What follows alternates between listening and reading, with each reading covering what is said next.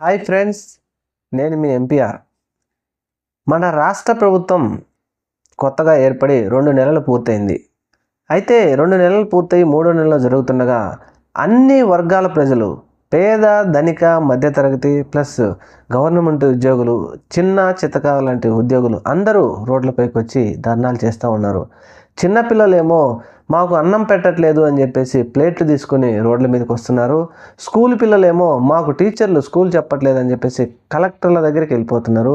అంగన్వాడీ ఆయాలేమో మమ్మల్ని బెదిరించి మా ఉద్యోగాలు రాజీనామా చేపిస్తున్నారని అంగన్వాడీ ఆయాలు, ఫీల్డ్ అసిస్టెంట్లేమో మమ్మల్ని కొట్టి మమ్మల్ని ఉద్యోగంలో నుంచి మానిపించండి, మీరు మానేయండి అని చెప్పేసి మనల్ని బెదిరిస్తున్నారని చెప్పి ఫీల్డ్ అసిస్టెంట్లు, అలాగే ఉపాధ్యాయుల మీద జరుగుతున్న అఘాయిత్యాలు, తర్వాత ఐఏఎస్ ఐపీఎస్ల మీద జరుగుతున్న దాడులు కూడా చూస్తున్నాం.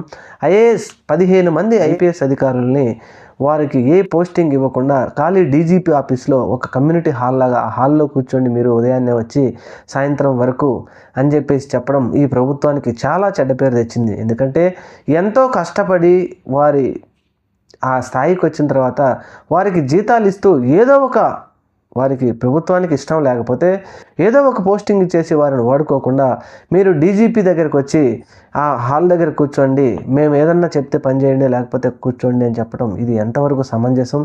అసలు ప్రభుత్వం ఈ విధంగా కక్ష తీర్చుకుంటే రేపటి రోజున ఇప్పుడు పనిచేసే అధికారులు 2029లో ఒకవేళ అధికారం మారితే మరి ఇప్పుడుండే అధికారులను వైసీపీ ప్రభుత్వం అలాగే చేస్తే అని చెప్పేసి ఆలోచించరా? మరి ఇప్పుడు చంద్రబాబు నాయుడు గారు కానీ చెప్తే ఆ పని గట్టిగా వీళ్ళు చేయగలరా? ఎందుకంటే మనకెందుకు ఈ సమస్య, రేపు పార్టీ అధికారం మారితే ఇప్పుడు వీరిని చేసినట్టే మనల్ని చేయరా అని చెప్పేసి చాలామంది భావిస్తున్నారు. ఐపీఎస్ అధికారులు కూడా అప్పుడే చాలా బయటికి చెప్పుకోలేక ఇలాంటి ఎన్ని జరిగినా కూడా వారు చాలా మౌనంగానే ఉన్నారు. అలాగే జూనియర్ డాక్టర్స్ కూడా రోడ్ల మీదకి వచ్చేసి వాళ్ళ బాధలు వాళ్ళు చెప్పుకుంటున్నారు. విజయవాడ బీసెంట్ రోడ్లో ఈరోజు ఒకటి జరిగింది. రోడ్డు పైన వాళ్ళు చిన్న చిన్న షాపులు పెట్టుకొని జీవనాధారం సాగిస్తున్నటువంటి అక్కడ లోకల్లో కొన్ని 40 సంవత్సరాల నుంచి 50 సంవత్సరాల నుంచి బీసెంట్ రోడ్ మనకు తెలుసు అందరం. విజయవాడలో బీసెంట్ రోడ్ సైడ్ ఉన్న షాపులు కావచ్చు, ఆ బండ్ల మీద ఎంతోమంది పేద ప్రజలు పని చేసుకుంటూ షాపులు అమ్ముకుంటూ వారు బతుకుతూ ఉంటే వారిని నైట్ వచ్చి మున్సిపల్ అధికారులు ఆ షాపులు పీకేసి ఆ షాపుల్లో ఉన్న సామాన్ అంతా రోడ్డు పడేయడంతో వాళ్ళు రోడ్డును పడిపోయి వారు ఈరోజు మాట్లాడుతూ ఉంటే అసలు మేము ఎందుకు బ్రతుకున్నాం, లక్షలు వడ్డీ వ్యాపారుల దగ్గర తెచ్చి సామాను కొనుక్కొని ఆ సామాను మళ్ళీ అమ్మి ఈ సామాను వచ్చిన డబ్బులు మళ్ళా వాళ్ళు అప్పు తీర్చేసి అందులో మిగిలిన 1000 రూపాయలు 500తోనే మేము రోజు జీవనంగా సాగిస్తూ ఉంటే ఈ తెలుగుదేశం ప్రభుత్వం మమ్మల్ని ఈ విధంగా చేస్తుంది. మేము తెలుగుదేశానికి ఓట్లు వేసామా లేదా? ఓట్లు ఎందుకు వేయలేదు? మేము ఓట్లు వేసాం, అయినా కానీ వీళ్ళు ఎందుకు మా మీద కక్ష సాధిస్తున్నారు? మమ్మల్ని ఏం చేయాలన్నా మమ్మల్ని చంపేసి రేపు ఈరోజు గనక తీసేసిన షాపులు కానీ అన్నీ తెచ్చి మళ్ళీ బీసెంట్ రోడ్లు మాకు జీవనాధారం చూపించకపోతే మా పిల్లలతో సహా భర్తలతో సహా మేమందరం వచ్చేసి రోడ్ల మీద ఆత్మహత్యలు చేసుకుంటామని చెప్పి చెబుతూ ఉంటే ఇది ఎంత చెడ్డ పేరో తెలుగుదేశం పార్టీకి తెలుసుకోవాలి. అధికారంలోకి వచ్చిన 2 నెలల్లోనే అన్ని వర్గాల వాళ్ళు, సిఐటియు వాళ్ళు కానీ, చదువుకునే పిల్లలు, కాలేజీ పిల్లలు కానీ వాళ్ళకి హాస్టళ్లలో వసతులలో సరిగా అన్నం లేక ఇంటి దగ్గర నుంచి బాక్సులు తెచ్చుకొని తింటూ ఆ ప్లేట్లు మధ్యాహ్న భోజనం పథకం కింద వాళ్ళు ఎందుకు మీకు అన్నం ఎందుకు స్కూల్లో పెట్టట్లేదంటే, మీరు ఎందుకు అన్నం తినట్లేదంటే మాకు ఇక్కడ స్కూల్లోది తినడం వల్ల మాకు కడుపు నొప్పులు వస్తూ ఉన్నాయి, దానివల్ల మేము ఇంటి నుంచి బాక్స్ తెచ్చుకుంటామని వాళ్ళు చెప్తూ ఉంటే ఆ పిల్లలు ఎంత హృదయ విరారకమైన సంఘటన అది. అలాగే ఒక వీడియో వచ్చింది, అంగన్వాడీ పిల్లల్ని కూర్చోబెట్టి వాళ్ళకి గుడ్లు ఇస్తున్నారు వీడియో కోసము. ఆ గుడ్లు వాళ్ళకి పెట్టేసి వీడియో తీసిన తర్వాత మళ్ళీ ఆ ప్లేట్లలో నుంచి ఆ అంగన్వాడీకి సంబంధించిన ఆయాలు కావచ్చు, టీచర్లు కావచ్చు ఆ వీడియోలు ఆ గుడ్లు తీసేస్తున్నారు.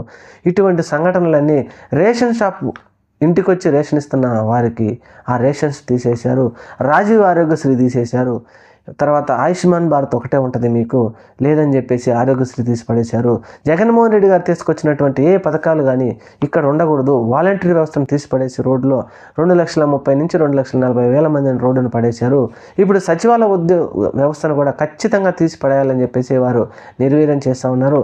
సచివాలయ వ్యవస్థను ఎలాగో తీసేయడం అంటే వాలంటీర్ లాగా తీసి పక్కన పడేయలేరు కాబట్టి వాళ్ళు ప్రభుత్వ ఉద్యోగులు కాబట్టి వారిని ఎక్కడో ఒక చోట ఏదో ఒక వ్యవస్థలను వాడుకోవాలి కాబట్టి వాళ్ళని వాడుకుంటూ ముఖ్యంగా ఆగస్టు 15వ తేదీన మంత్రి నారా లోకేష్ గారు వచ్చినప్పుడు అక్కడ ఒక సచివాలయ ఉద్యోగస్తులకు వాళ్ళు అప్పచెప్పిన పని చూస్తే అసలు నిజంగా వీళ్ళు గవర్నమెంట్ ఉద్యోగం ఎందుకు చేస్తున్నారని సిగ్గుపడాలి.